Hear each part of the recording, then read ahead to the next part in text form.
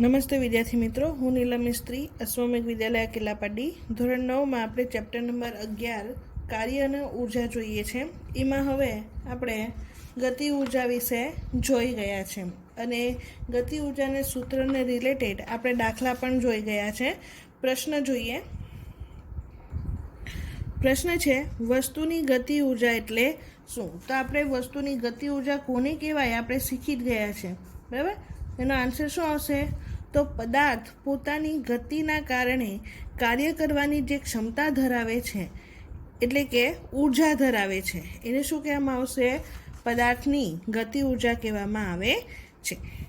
બીજો પ્રશ્ન છે કે વસ્તુની ગતિ ઉર્જાનું સૂત્ર લખો. તો આપણે પદાર્થની ગતિ ઉર્જાનું સૂત્ર મેળવી જ ગયા છે, બરાબર.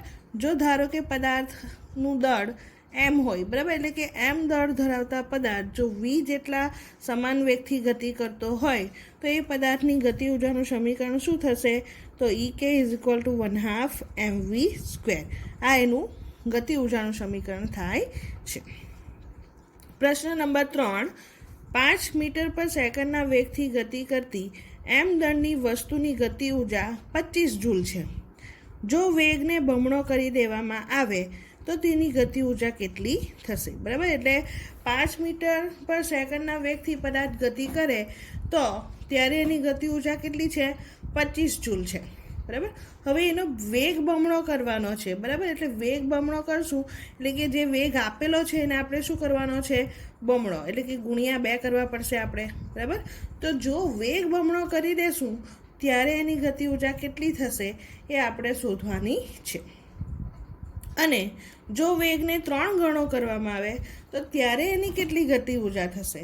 બરાબર. એટલે વેગને બમણો કરીએ તો ગતિ ઉર્જા કેટલી મળે અને 3 ગણો કરીએ ત્યારે ગતિ ઉર્જા કેટલી મળે એ આપણે શોધવાનું છે. ઓકે, તો આ દાખલાની ગણતરી આપણે સમજીએ.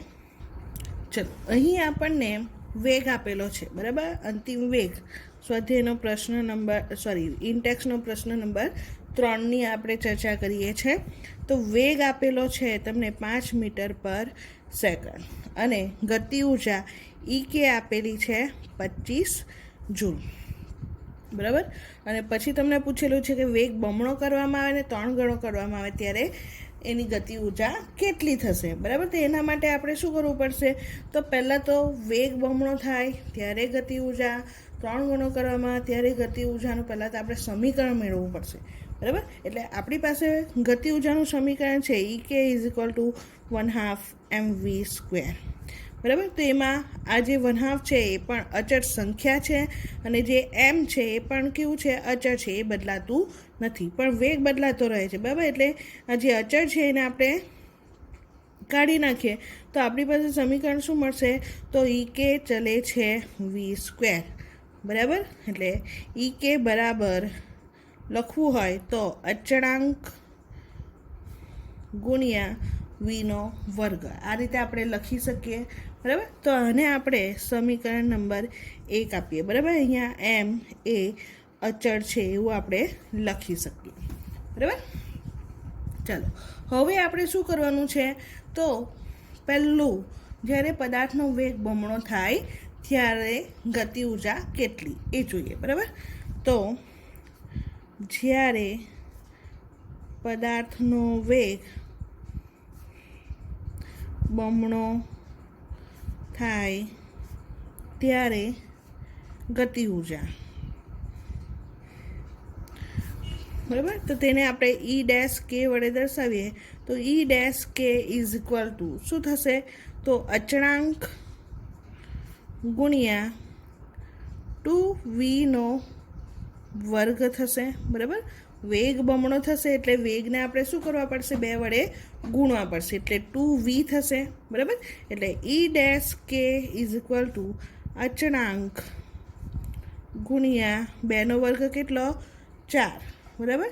4v², બરાબર. એટલે E' = 4 અચળાંક ગુણ્યા v² લખી શકાય આ રીતે, બરાબર. અને સમીકરણ નંબર આપીએ 2.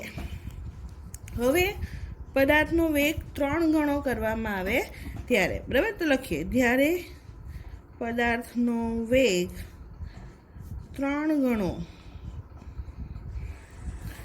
થાય ત્યારે ગતિ ઉર્જા,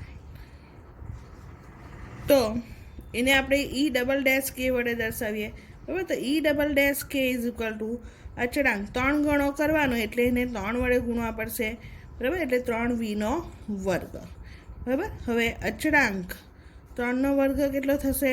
9v², બરાબર. એટલે અહીંયા આપણે લખી શકીએ 9 અચળાંક ગુણ્યા v², સમીકરણ નંબર 3, બરાબર. તો આ રીતે આપણને સમીકરણ મળી ગયા. હવે આપણે શું કરવાનું છે? તો સમીકરણ 3 અને 1નો ગુણોત્તર લઈએ, બરાબર. અહીં સમીકરણ 3 અને 1નો ગુણોત્તર લેતા તો શું મળશે આપણને? તો સમીકરણ 3 બરાબર શું મળ્યું? ઈ ડબલ ડેશ કે ભાગ્યા ઈ કે, બરાબર. સમીકરણ 1 બરાબર ઈ ડબલ ડેશ કે બરાબર શું મળ્યું? 9 અચળાંક ગુણ્યા v² છેદમાં ઈ કે બરાબર શું છે આપણી પાસે? તો અચળાંક ગુણ્યા v², બરાબર. અચળાંક કેન્સલ થઈ જાય, v² કેન્સલ, બરાબર. એટલે ઈ ડબલ ડેશ કે is equal to E double dash કે ઓપન ઈ કે ઇઝ ઇક્વલ ટુ આપણને શું મળે છે? 9, બરાબર. એટલે કે ઈ ડબલ ડેશ કે ઇઝ ઇક્વલ ટુ 9 ગુણ્યા ઈ કે, આ રીતે લખી શકાય. હવે ઈ કે એટલે કે પદાર્થની ગતિ ઉર્જા આપેલી છે, કેટલી આપેલી છે? 25 જૂલ. તો અહીંયા આપણે ઈ કે બરાબર શું લેવાનું છે?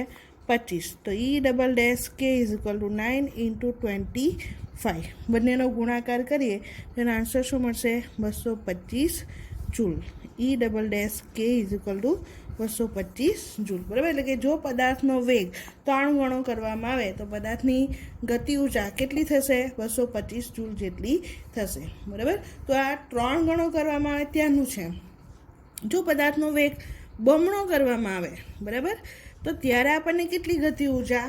તો તે પણ આપણને પૂછેલું છે. તો અહીંયા આપણે લખીએ કે સમીકરણ 2 અને 1નો ગુણોત્તર લેતા પદાર્થનો વેગ બમણો કરતાં મળતી ગતિ ઉર્જા, બરાબર. તો ઈ ડેશ કે ઓપન ઈ કે ઇઝ ઇક્વલ ટુ શું મળશે? તો ઈ ડેશ કે બરાબર શું મળેલું?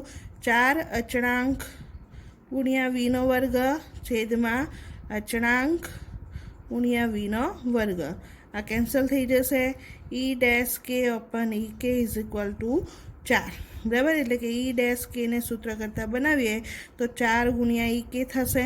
ઈ કેની કિંમત મૂકીએ તો 4 ગુણ્યા 25, બરાબર. એટલે 25 ચોક 100 જૂલ, બરાબર. ઈ ડેશ કે બરાબર આપણને કેટલા મળે છે? 100 જૂલ મળે છે, બરાબર. એટલે એનો મિનિંગ એવો થઈ ગયો કે જો પદાર્થનો વેગ બમણો કરવામાં આવે તો ત્યારે મળતી ગતિ ઉર્જા કેટલી છે? 100 જૂલ. અને જો પદાર્થનો વેગ 3 ગણો કરવામાં આવે તો ત્યારે મળતી ગતિ ઉર્જા કેટલી છે? 225 જૂલ જેટલી મળે છે. ઓકે, તો આ રીતે આપણે દાખલાની ગણતરી અહીંયા કરી શકીએ છીએ. નેક્સ્ટ ટોપિક જોઈએ. હવે નેક્સ્ટ ટોપિક છે સ્થિતિ ઉર્જા,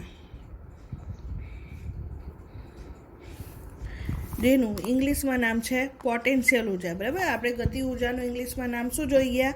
કાઇનેટિક ઉર્જા. એવી રીતે સ્થિતિ ઉર્જાનું અંગ્રેજીમાં નામ છે પોટેન્શિયલ એનર્જી, બરાબર. તો સ્થિતિ ઉર્જા વિશે સમજતા પહેલાં તમને અહીંયા કેટલીક પ્રવૃત્તિ આપેલી છે, તો એ પ્રવૃત્તિની ચર્ચા કરી લઈએ. ઓકે, તો પ્રવૃત્તિ 11.8 જોઈએ તો એમાં તમને કીધું છે કે એક રબરની રિંગ લો, તેના એક છેડાને પકડીને બીજો છેડો ખેંચો. રિંગ ખેંચાશે, રિંગના કોઈ એક છેડાને છોડી દો. શું થાય છે? રબર પોતાની મૂળ લંબાઈ મેળવવાનો પ્રયત્ન કરશે. સ્પષ્ટ છે કે રબર તેના ખેંચાવાની સ્થિતિમાં કંઈક ઉર્જા મેળવીને ખેંચાવાથી તે કેવી રીતે ઉર્જા મેળવે છે, બરાબર. તો અહીંયા આપણને શું કીધું છે? રબરની રિંગ લેવા કીધી છે, એટલે કે તમે આ પ્રકારનું રબર લઈ શકો છો, બરાબર. રબરની રિંગ. હવે તમને શું કીધું છે કે રબરની રિંગને એક છેડાને પકડીને બીજો છેડો ખેંચો તો શું થશે? રિંગ ખેંચાશે, બરાબર. હવે કોઈ એક છેડાને છોડી દો, આપણે છોડી દઈએ તો ફરીથી શું થશે? પોતાનો આકાર મેળવી લેશે, બરાબર. એટલે કે રિંગમાં જે ઉર્જા સંગ્રહિત થયેલી છે એ સંગ્રહિત ઉર્જાના કારણે એક છેડાને આપણે છોડી દઈએ ત્યારે પોતાની મૂળ લંબાઈ પ્રાપ્ત કરે છે, બરાબર. એટલે કે આપણે આ રીતે ખેંચીએ, બરાબર, અને એક છેડો છોડી દે તો ફરીથી એ પોતાના મૂળ આકારમાં આવી જશે. તેનું કારણ શું છે? તો રબરમાંને જ્યારે આપણે ખેંચીએ છીએ ત્યારે એમાં કંઈક ઉર્જાનો સંગ્રહ થશે, બરાબર. અને એ સંગ્રહાયેલી ઉર્જાના કારણે આ રબરની રિંગ ફરીથી પોતાની મૂળ આકાર ધારણ કરી લે છે, બરાબર. એટલે એનો મિનિંગ એવો થઈ ગયો કે જ્યારે પદાર્થ પર તેનો વેગ બદલ્યા વગર કાર્ય થતું હોય ત્યારે તે કરેલું કાર્ય પદાર્થની અંદર ઉર્જા રૂપે સંગ્રહ પામે છે, બરાબર. એટલે કે પદાર્થની અંદર શું થાય છે? ઉર્જાનો સંગ્રહ થાય છે, જેને પદાર્થને શું કહેવામાં આવે છે? સ્થિતિ ઉર્જા તરીકે ઓળખવામાં આવે છે. બીજું ઉદાહરણ બીજી પ્રવૃત્તિ આપી છે કે એક સ્લિંકી એટલે કે સ્પ્રિંગની વાત કરેલી છે, બરાબર. કે સ્લિંકી લો. આકૃતિમાં તમે જોઈ શકો છો એ પ્રમાણે એક છેડો તમારા મિત્રને પકડવાનું કહો. તમે બીજા છેડાને પકડો તથા મિત્રથી દૂર જાઓ, બરાબર. એટલે કે સ્પ્રિંગને આપણે મિત્ર ન હોય આપણે જાતે પણ કરી શકીએ. સ્પ્રિંગના બંને છેડાને પકડીને આપણે ખેંચી શકીએ. હવે તમે સ્લિંકીને છોડી દો, શું થશે? બરાબર, થોડું ખેંચીએ અને પછી છોડી દઈએ તો શું થશે? ફરીથી એ જે સ્પ્રિંગ છે એ પોતાનો મૂળ આકાર પ્રાપ્ત કરે છે, બરાબર. ખેંચાવાથી તે કેવી રીતે ઉર્જા મેળવે છે? તો આપણે જ્યારે એ સ્પ્રિંગને ખેંચીએ છીએ તો આપણા દ્વારા સ્પ્રિંગ પર શું લાગતું હોય છે? બળ લાગતું હોય છે, બરાબર. કાર્ય થતું હોય છે આપણા દ્વારા. તો આપણા દ્વારા જે કાર્ય થાય છે એ કાર્ય સ્પ્રિંગમાં શું થાય છે? સંગ્રહ પામે છે, ઉર્જા સ્વરૂપે સંગ્રહાય છે. એટલે જ્યારે આપણે સ્પ્રિંગનો એક છેડો છોડી દેશું તો ત્યારે એમાં સંગ્રહાયેલી જે ઉર્જા છે એના કારણે એ ફરીથી પોતાનો આકાર ધારણ કરી શકે છે, બરાબર. આમ સ્પ્રિંગ પર થયેલું જે કાર્ય છે એ ઉર્જા સ્વરૂપે શું થાય છે? એમાં સંગ્રહ થાય છે, જેને આપણે સ્થિતિ ઉર્જા સ્વરૂપે કહી શકીએ છીએ, બરાબર. આ તો ખેંચવાની વાત કરી. સ્પ્રિંગને ખેંચવાની જગ્યાએ આપણે દબાવીએ, બરાબર. દબાવીએ તો પણ શું થશે? એના પર આપણા દ્વારા કાર્ય થાય છે, બરાબર. તો એ આપણા દ્વારા જે થયેલું કાર્ય છે એનો પણ શું થાય છે? સ્પ્રિંગમાં સંગ્રહ થશે, બરાબર. એટલે જ્યારે પણ આપણે દબાણ છોડી દઈશું ત્યારે ફરીથી એ પોતાનો આકાર, પોતાની લંબાઈ પ્રાપ્ત કરશે. તેનું કારણ શું છે? એમાં સંગ્રહાયેલી ઉર્જા, સ્થિતિ ઉર્જા. ઓકે. બીજી પ્રવૃત્તિ છે, એક રમકડાની કાર લો, એમાં ચાવી ભરો, કારને જમીન ઉપર મૂકો. શું ચાલે છે? હવે તમે રમકડાની કાર લીધી છે અને એમાં તમે ચાવી ભરશો અને પછી જમીન પર મૂકશો તો કાર ચાલશે? તો હા, કાર ચાલશે. તેણે ઉર્જા ક્યાંથી મેળવી? તો જ્યારે આપણે રમકડાની કારને ચાવી ભરીએ છીએ ત્યારે તેની અંદર રહેલી સ્પ્રિંગમાં વળ ચડે છે, બરાબર. એટલે કે ચાવી સાથે શું હોય છે? સ્પ્રિંગ હોય છે અને સ્પ્રિંગમાં આટા ચડે છે. વળ ચડે એટલે કે આટા ચડે છે. અને આ આટા ચડાવવા માટે આપણે શું કરીએ છીએ? આપણા દ્વારા કંઈક કાર્ય થાય છે, બરાબર. એટલે કે આટા ચડાવવા માટે કરેલા કાર્યને લીધે સ્પ્રિંગ ઉર્જા મેળવે છે, જેને સ્થિતિસ્થાપકીય સ્થિતિ ઉર્જા કહે છે. શું મેળવેલી ઉર્જા ચાવી દ્વારા ફેરવાયેલા આટાની સંખ્યા પર આધારિત છે? તો હા, કારમાં જેટલી પણ ઉર્જા મેળવાય છે એ ઉર્જા શાના પર આધારિત છે? કે આપણે કેટલી ચાવી ભરીએ છીએ એના પર આધારિત હોય છે. તમે લોકોએ પણ જોયું હશે કે તમે થોડી ચાવી ભરશો તો રમકડું થોડું જ ચાલશે, બરાબર. અને વધારે ચાવી ભરશો તો રમકડું વધારે સમય ચાલશે. તમે આની તપાસ કેવી રીતે કરશો? તો જ્યારે આપણે ચાવી ફેરવીએ છીએ ત્યારે આટાની સંખ્યા વધારે હશે ત્યારે સ્પ્રિંગમાં સંગ્રહ પામેલી જે ઉર્જા હશે એ પણ કેવી હશે? વધારે હશે. અને જ્યારે સ્પ્રિંગમાં વળ ઉકેલાશે ત્યારે આ ઉર્જાનું રૂપાંતરણ રમકડાની કારની ગતિ ઉર્જામાં થશે. અને રમકડાની કાર જમીન પર વધારે અંતર કાપશે. અને જો ચાવી દ્વારા ફેરવાયેલા આટાની સંખ્યા ઓછી હશે તો કાર જમીન પર ઓછું અંતર કાપે છે.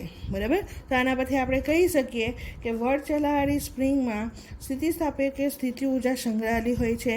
જ્યારે વડ ઉકેલવા માંડે છે ત્યારે રમકડાની કાર પર કાર્ય થાય છે, જે કારમાં ગતિ ઊર્જા સ્વરૂપે સંગ્રહ પામે છે અને કાર જમીન પર સ્થાનાંતરિત થતી હોય છે. ઓકે, બીજી પ્રવૃત્તિ જોઈએ. ઓકે, અહીંયા તમને બીજી પ્રવૃત્તિ આપી છે કે કોઈ વસ્તુને એક ચોક્કસ ઊંચાઈ સુધી ઉઠાવો. વસ્તુ હવે કાર્ય કરી શકે છે, છોડી દેવાથી તે નીચે પડે છે. આનો અર્થ એ થાય કે એણે થોડીક ઊર્જા ધારણ કરી લીધી છે. વધુ ઊંચે લઈ જતાં તે વધારે કાર્ય કરી શકે છે અને આ પ્રકારે એમાં વધારે ઊર્જાનો સંગ્રહ થઈ જાય છે. આને ઊર્જા ક્યાંથી મળે છે તે વિચારો અને વિચાર વિમર્શ કરો. બરાબર. હવે જ્યારે પદાર્થને આપણે પૃથ્વીની સપાટીથી અમુક ઊંચાઈ પર લઈ જઈએ ત્યારે તેના પર લાગતા પૃથ્વીના ગુરુત્વાકર્ષણ બળ વિરુદ્ધ એના પર આપણે શું કરીએ છીએ? કાર્ય કરીએ છીએ. બરાબર. તો આ જે કાર્ય થાય છે એના સ્થાને તેમાં ઊર્જા રૂપે શું થાય છે? એમાં સંગ્રહ થાય છે, જેને પદાર્થનું ગુરુત્વીય સ્થિતિ ઊર્જા કહેવામાં આવે છે. જો પદાર્થને વધારે ઊંચાઈએ લઈ જવામાં આવે તો દેખીતી રીતે તેના પર વધુ કાર્ય કરવું પડશે. પરિણામે પદાર્થનું ગુરુત્વીય સ્થિતિ ઊર્જા પણ શું થશે? વધશે અને પદાર્થ વધારે કાર્ય કરી શકે છે. તો એના પરથી આપણે એવું કહી શકીએ કે પદાર્થને જમીન પરથી અમુક ઊંચાઈ સુધી ઉઠાવવા માટે તેના પર લાગતા પૃથ્વીના ગુરુત્વાકર્ષણ બળ વિરુદ્ધ કાર્ય થાય છે અને પરિણામે પદાર્થ પોતાના સ્થાનને લીધે પૃથ્વીની સપાટીની સાપેક્ષ ઊર્જા ધરાવે છે, જેને પદાર્થની ગુરુત્વીય સ્થિતિ ઊર્જા કહેવામાં આવે છે. અને પૃથ્વીની સપાટીથી પદાર્થની ઊંચાઈ જેમ વધારે હશે તેમ ગુરુત્વીય સ્થિતિ ઊર્જામાં પણ શું થાય છે? વધારો થાય છે. આમ અહીંયા આપણે કેટલીક પ્રવૃત્તિઓ જોઈ તો એ પ્રવૃત્તિઓમાં શું થાય છે? તો આપણા દ્વારા કઈ કઈ કાર્ય થાય છે અને એ કાર્યના લીધે એ પદાર્થમાં વસ્તુમાં ઊર્જાઓનો શું થાય છે? સંગ્રહ થાય છે.